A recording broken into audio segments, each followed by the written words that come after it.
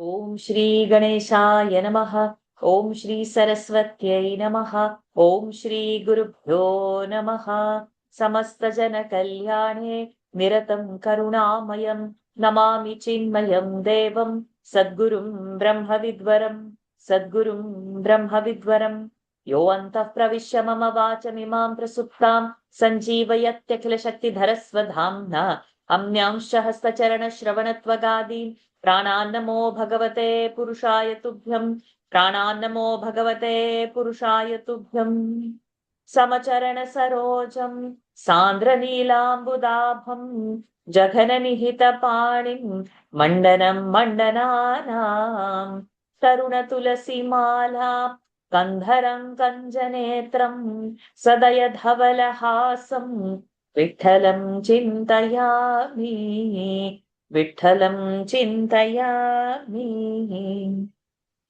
Pranams to the Lord. Pranams to all the Mahatmas in tonight's Eknathi Bhagawat session. We've completed the beautiful chapter 19th yesterday. Fresh chapter we'll start today from chapter 20. Over to you, Nikhilaji. Yeah, chapter 20. Om. Salutations to Lord Sri Ganesha. Om. Salutations to Lord Sri Krishna. Obi-Wan, I bow to you, O Sadguru. You are the ocean of spirit, and the pearls of men in freedom are abundant with you. You offered those pearls to the fortunate and worthy persons by putting the pearls in the shells made of knowledge and desirelessness. 2. Your depth is limitless, and you are full of the jewels of pure spiritual consciousness. As soon as you see the moon of self knowledge, there is high tide. 3. There are rising up many waves upon waves of self bliss, but you never transgress a limit, the shore of abundance to the preceptor. The waves upon waves of Swananda self bliss are continuously rising in you. 4. Now, the wisdom of Brahman is a kind of big harbor, and devotion is a big ship. You are the captain of that ship, and you adjust the sails. 5. You take to the other shore the passengers who are saints, devotees, and men of self knowledge, with the result that their coming and going is over. 6. You take hold of some favorite disciple and keep him with you, so that there is no fear of his being drowned in the ocean of worldly life. 7. You reach up to the reclining Vishnu, some great devotees, and you take some to such great, high, undisturbed place where even gods like Brahmadeva cannot shake them from that place. 8. You are such an ocean where not a single outsider gets scope to remain because you are undivided totality. 9.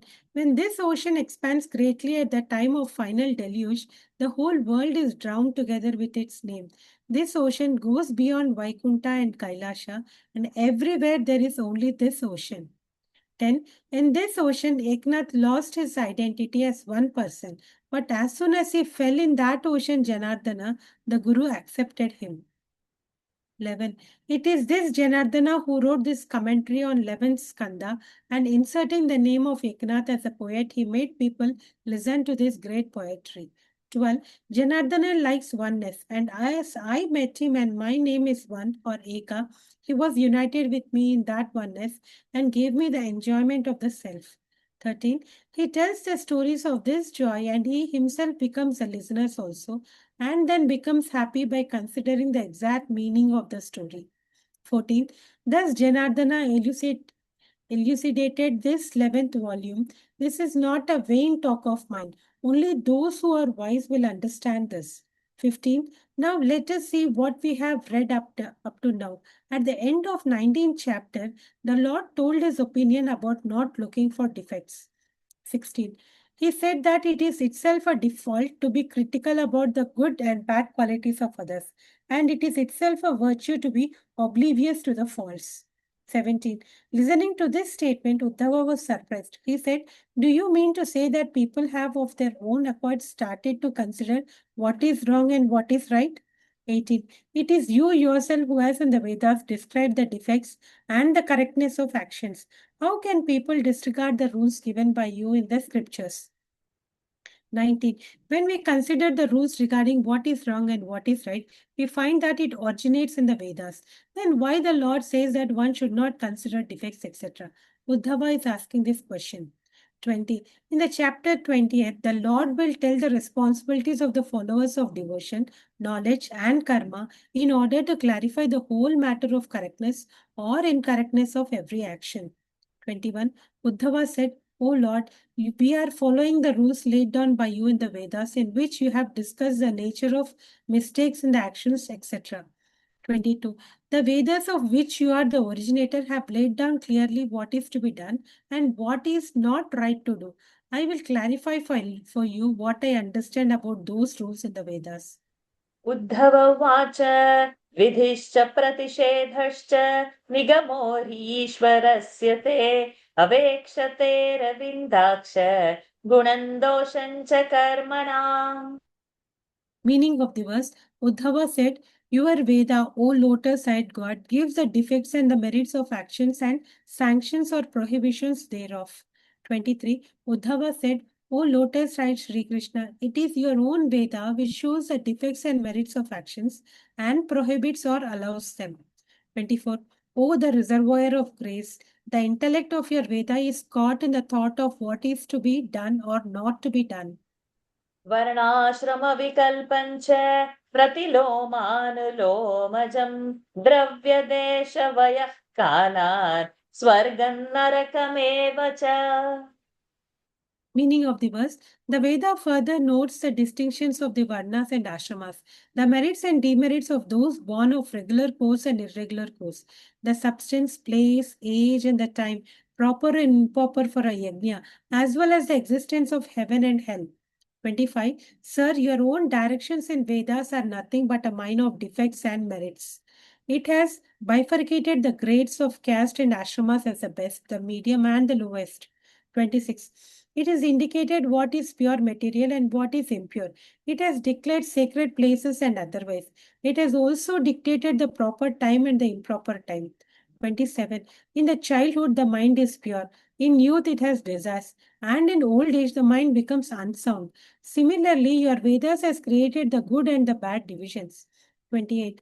O Lord, your Veda tells us that there is a place called heaven and another place called hell, and advises useful actions for heaven and tells us what are the wrong actions leading to hell.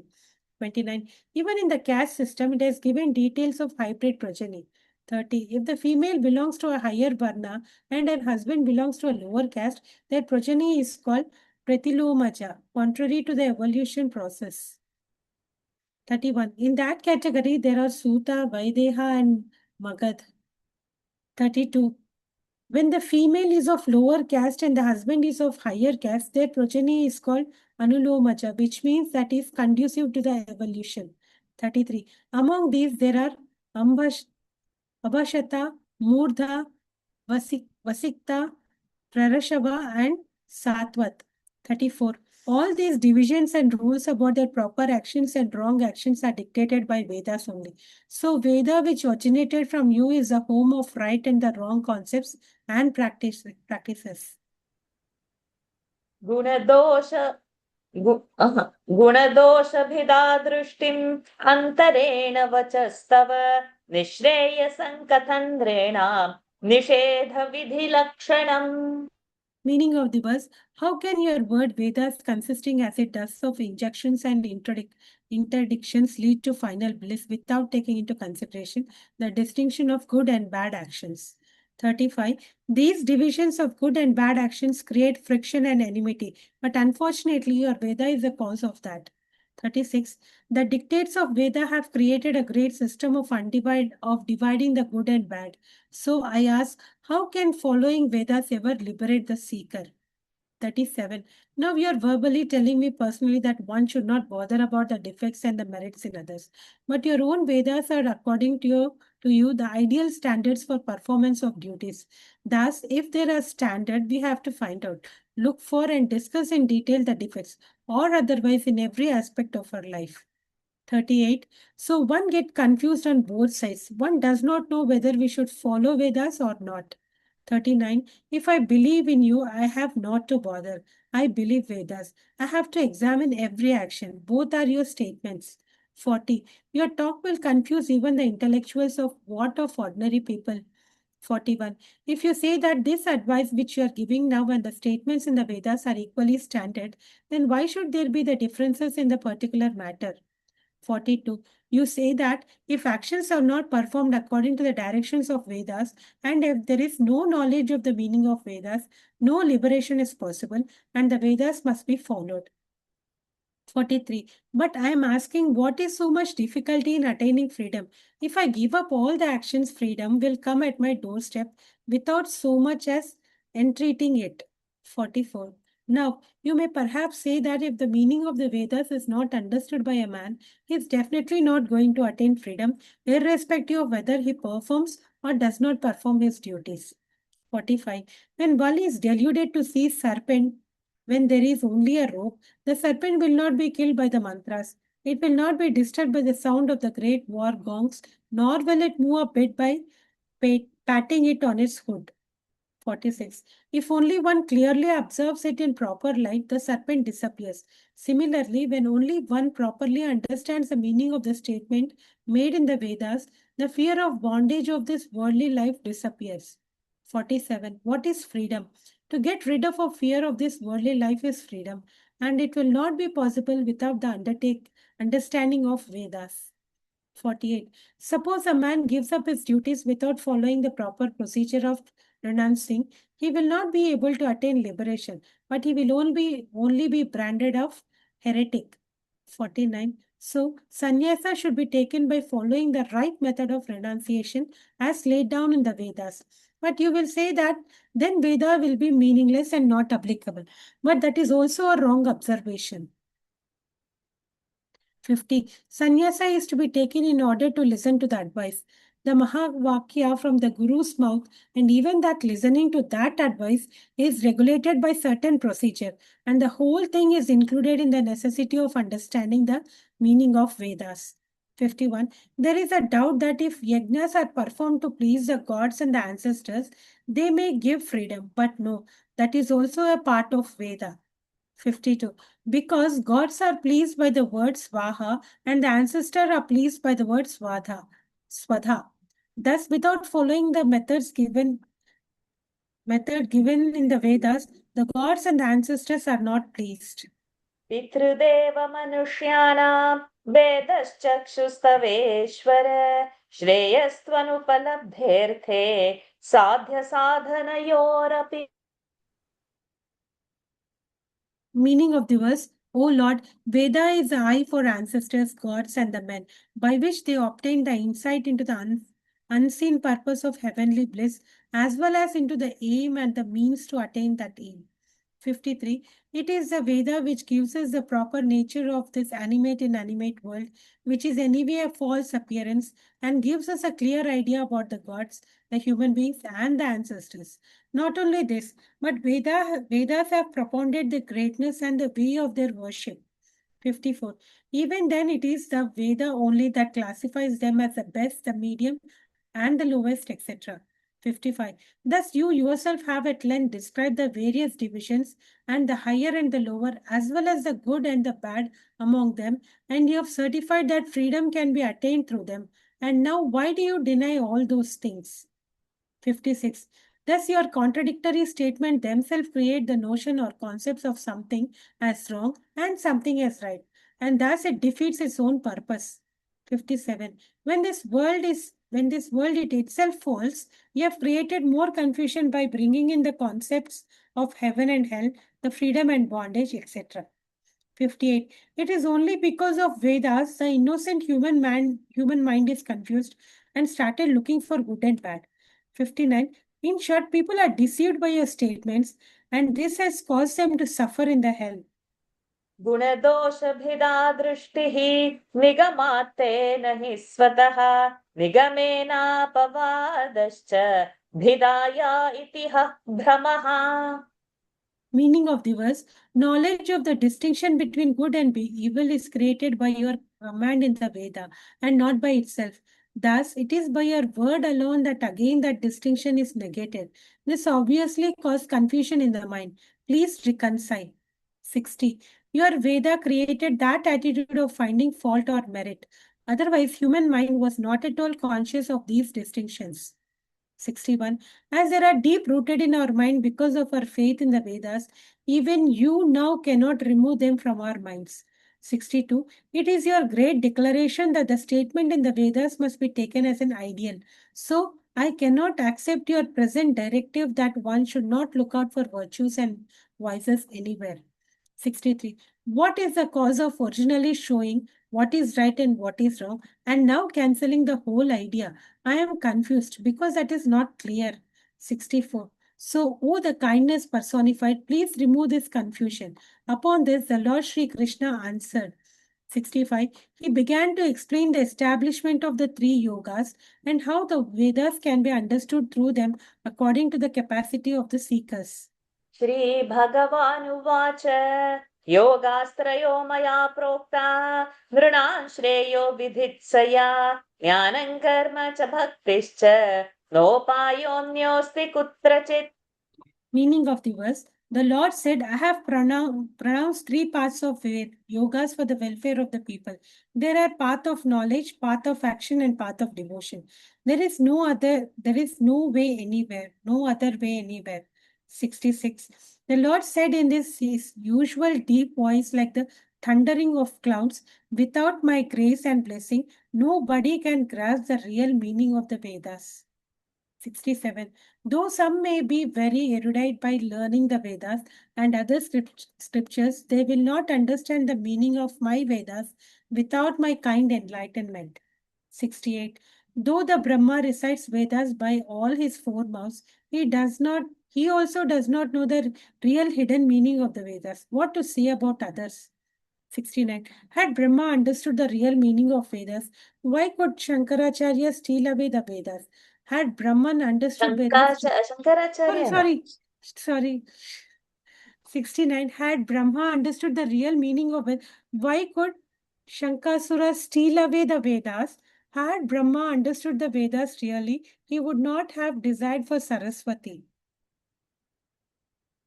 70. Now I am going to tell you clearly what is the essential meaning and the purpose of Vedas. Please listen carefully what the Veda mean is thus. 71. My Veda does not talk much needlessly. Veda has stipulated only knowledge, devotion and action as its three divisions. 72. The speech of my Vedas is related only to these three yogas. O Uddhava, know it clearly that there is no other path to attain final freedom. 73. What are these three yogas? How are their functions and relative authenticities decided separately? If you are interested, I shall now tell you all these facts. Please pay attention. निर्विण्णानां ज्ञानयोगः न्यासीनम् इह कर्मसु तेष्वनिर्विण्णचित्तानां कर्मयोगोऽस्तु कामिनाम्. Meaning of the verse, for those who have become disinterested in worldly activities and have relinquished their duties, I have taught Dhyana Yoga, and for those who have desires for objects in their mind, ज्ञानयोग Jnana Yoga. Yeah, correct. And for those who have desires for objects in their minds, I have taught Karma Yoga. 74. There are some persons who are not at all interested in anything, even up to the region of Brahma, and renounce karma properly, following the procedure of initiation of sannyasa. 75. For those worthy persons, I have taught the path of knowledge or Jnana Yoga. By that self-knowledge, they can attain identity and unity with me, which is called Sayuchyata. 76. Then there are persons who are having desire for pleasure here and thereafter. They are not ascetic. For them, I have propounded the path of action or karma yoga. 77. Thus, I have just now told you the two categories of people who are highly capable of sannyasa and those who are not so ready and therefore their capacities are lower. Now, there are persons who are beyond and higher than these two in their worthiness. Please listen to their path. यदृच्छया मत्कथादौ जातश्रद्धस्तु यः पुमान् न निर्विण्णो नातिसक्तः भक्तियोगस्य सिद्धिदः. Meaning of the verse, there are persons who have by chance an interest in listening to the stories related to me. They have faith newly arisen in their heart. They are not disinterested totally, nor totally attached as regards worldly life. When there is such a person, the path of devotion or bhakti yoga is useful for his highest aim of unity with me. 78. Many may listen to my stories, but there is no faith in me in their hearts. But there is someone who experiences a faith, a sense of devotion, merely by listening to the stories of my adventures, etc. 79. Please listen to the signs of his faith. Whatever he listens to, he continues thinking about it, and with eager expectation, he starts meditating upon me and my adventures. 80. He loves to hear my adventures so much that his heart is filled with great ecstasy, and there is a as if a flag of self-bliss hoisted in his heart. So much is he in love with my stories and in listening to them. 81. Then he comes to realize that mainly women and money are detrimental to the spiritual life, and therefore he is always careful to control his tongue and his sexual organ. 82. When the arrow is inside a wound, it has to be taken out, otherwise, the wound cannot be healed. Similarly, dangers in enjoyment of objects cannot be removed through indulging in the pleasures, they have to be thrown out from the mind. 83. The real sincere seeker trembles when he is confronted with the possibility of coming into contact with the objects of pleasure, just like a man trembles when he is about to die.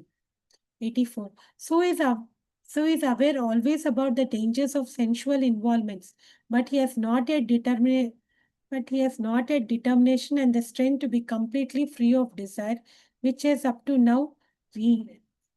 reigned. 85. Reigned is to rule. Hmm. 85. For example, suppose a king is kept captive, but he is given anointment of sandalwood and provided with beautiful women and other pleasurable objects of sense. He cannot be happy. He is always dejected. Hariyo. We'll pause over here. What lovely reading. Now, what start of this chapter? Amazing. I just love the simplicity, how the points are put across. Amazing. Nikhilaji, share your And thoughts. incidentally, Thursday class from Ushaji, it is like Bhakti Yoga and Jnana Yoga only. Today we heard about this, Karma Yoga and Jnana Yoga. So we were dealing the 11th verse of Gita, second chapter, 11th verse, and Vasamsi Chirnani. Wow, so nice. Yeah. Share So your that's, thoughts, Nikhilaji. You can bring your thoughts from Mushaji's class as well. You can call. yeah. No, I'm not able to put it into words properly, Shaji. No But problem. what Ushaji also said, for the people like us, the karma yoga is to attain that God. So we have to be sincere in our duties, what we do, and do it with the Ishwar Arpana Buddhi. That Mm. leads to Jnana. And knowledge is the only path to reach that consciousness. Yeah. Sorry for that word. I was also disturbed. Like, why did I spelled Shankaracharya in that? No, because continuously you are reading. It's not, it's you all 85 OVs, continuously 2, 3 pages. It's going on and you have maintained your speed and all. So sometimes, no, the fatigue of the mind comes. It's not your this. For anybody, it would happen. So it's And just, we don't were make also us. reading Shankar Bhashya's Gita. So that thought was also in my mind.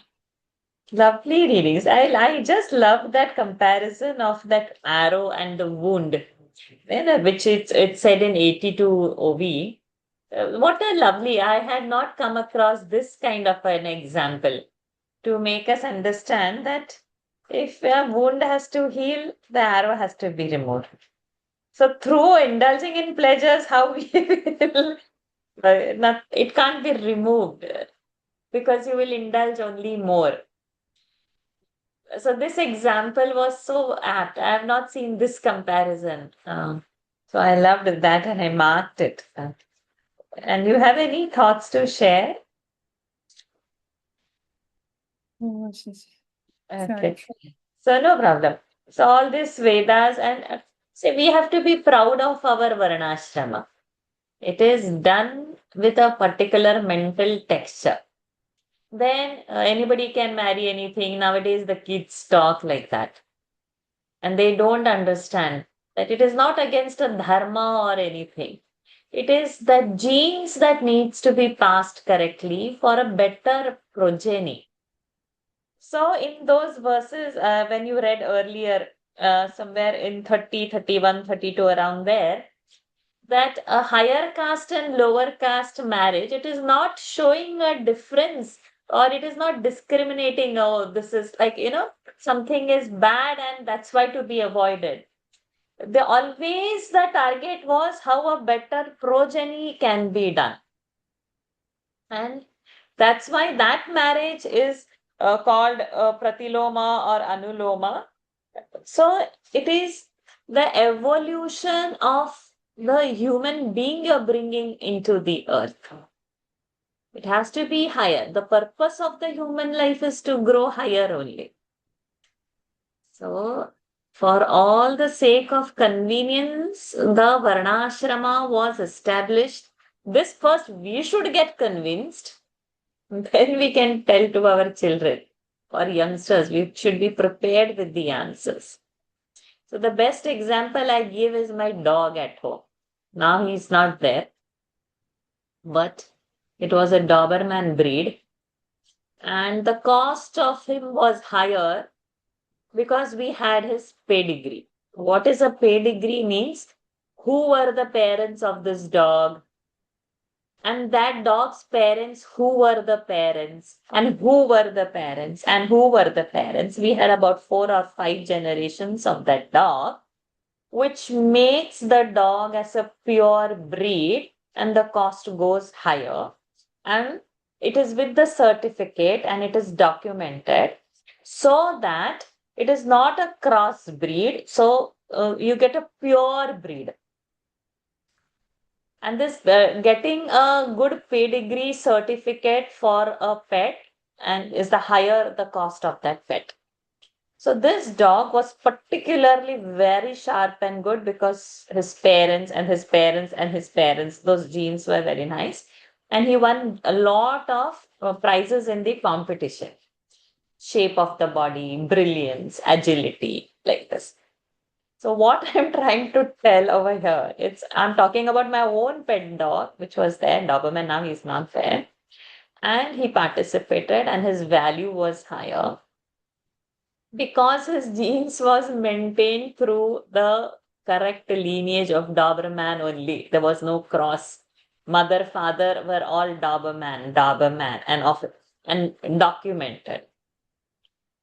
So if for a dog, if that is calculated, the certificate is given and a pedigree is kept and the value of that dog is higher, why can't these stupid people who find themselves intelligent by doing all these dog certificates and all apply it on the human being?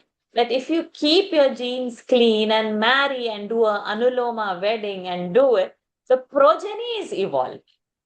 You are bringing a better progeny and the genes is passed on nicely. It is the what the parent was doing, that kid would be better than that. It is a concentrated form of the genes. All the traits are evolved, and as the genes would get passed, that would get evolved higher easily. This has to be understood.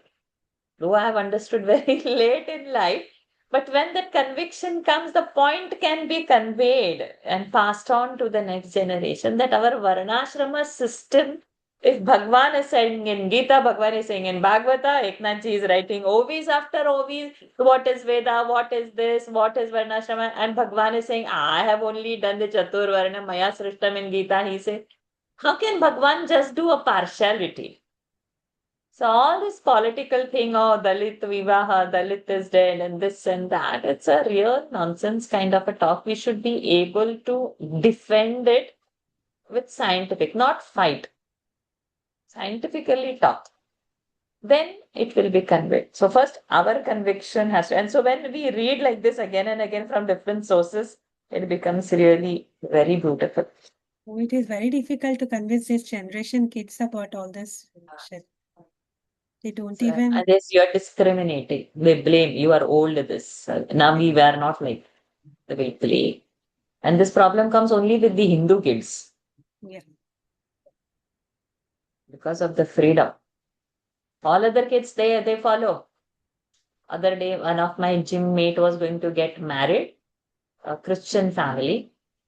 So if his marriage needs to be valid, both this to be husband and wife, the groom and the bride, before marriage, they have to do the wedding course, register themselves in the church, and then the father will tell them and talk to them to retain their whatever that Christianity or that membership in the church or that father, to call that as a valid marriage. Everybody has that compulsion that they have to go back to their church, their guru to do this work. Our people don't have. We feel ashamed. It's okay. We are free and we are secular. Secularism is only making you free. Other things are not making you secular. They're not even ready to go through that traditions of the marriage. What if we do like that? It's okay, we can simplify it. There is the problem, right? So we first have to get convinced. So our scriptures, we should be able to talk. We should be able to tell the scientific aspect of it. Beautiful. And then in that 46, 47 verse about freedom is talked, right? To get rid of the fear of the worldly life is freedom. And it will not be possible without understanding of the Vedas. So that understanding of the Vedas, Upanishad is coming again. Again and again our Shastra has come. And then he raised the point, no, if everything is unreal, then what are you talking? In this unreal world, there is Svarga and heaven. So those points were also so very beautiful. So first we will have to get convinced. And then That point was very interesting actually about this good and bad and heaven and hell and all. When everything is one, that's still, I mean, I'm still looking for the answer to that actually. I'm still waiting for that so Krishna's answer to really that. it's amazing that question to come also how, and so it is only in a sapeksha, right? As long as you are seeing the snake on that rope, you will have all the trouble. Your body will sweat, your heart will palpate, you will get fear, you want to run away. Till when that fear is there? Until in the light you see the rope as a rope. After that, it's gone. So until we see what is truth, this heaven, hell, everything is there. Once we see that truth, it's not there. There is no high, low, bad, right? As long as we are seeing that snake, we will have this right rock. And to rise up, we'll have to build that light, right? Only the light of knowledge is only way to come out. So heaven and hell is existing as long as we see this. After that, it is not existing. Once we are having the knowledge, there's no heaven, there's no hell, everything is one. But there is right and wrong, right? There is good and evil too. Good and evil as long as with the snake. Okay. Because we are not seeing in the light, because we are not having the light of knowledge, we are not seeing the rope. So as long as we are seeing the rope, as long as we are seeing the snake is this much inch wide, this much long, this is there, that is there. We have all kind of doubts and fear. And till that, when we see, we will have to follow the right and wrong. It's not a good idea to go and touch it now. It's better to run. It is this, it is that, all this. But once you are seeing the rope, where is the snake? So it is only the standpoint from what you are seeing, it is existing. Originally, it is not existing. Right now, I am not having the oneness. So right now, then right and wrong is applicable on me. It is a standpoint. And where I was giving yesterday the example, sure, in Gita class. Bhagwan's reflection is everywhere. We completed, by the way, 7th chapter. Next week, Wednesday, we are entering the 8th chapter. So Jnana Vijnana Yoga we were doing yesterday. So suddenly the example came that the sun is ready to reflect everywhere. The reflecting medium has to be there. Now you have a bucket of water, I have a bucket of water. Sun is not discriminating between your bucket of water and my bucket of water. It is going to reflect. But if in my bucket of water there is little mud, can I sit and scream that, oh, he's partial, in your bucket he's reflecting nice, and in my bucket it is not reflecting nice? It is the instrument problem. He is there to reflect. You clean your bucket of water. You will get it. Individual, how many buckets are there? Bhagwan is reflecting everywhere. Is my instrument okay for that reflection to be clear? And if I have got so many vasanas, desires, this, that, I have muddied the reflecting medium. And until I clean that, the reflection is not going to happen. So this was the example given in Jnana Vijnana Yoga yesterday. So same thing is applicable now also.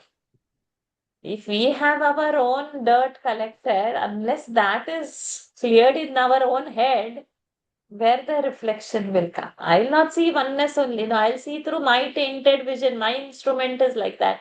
I'm having red glasses on, I'm seeing the world red. My instrument. So it's going to be the individual instrument. Yours probably will be a green glass, you will see the world green. Instrument is the problem. He is there everywhere, ready to show. Are we ready to see? That is the question. As long as this duality is there, we will have a different versions. That's why the right and wrong will come. Otherwise, it is not there. What right, what wrong? That 2 days ago, which we saw the definition of fearlessness. When a duality is there, then only that fearlessness, a fear is there. Fearlessness will come when the duality is not there.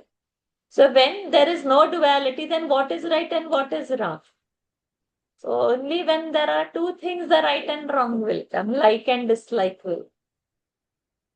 So it's only on a standpoint of where are we standing and how is my instrument.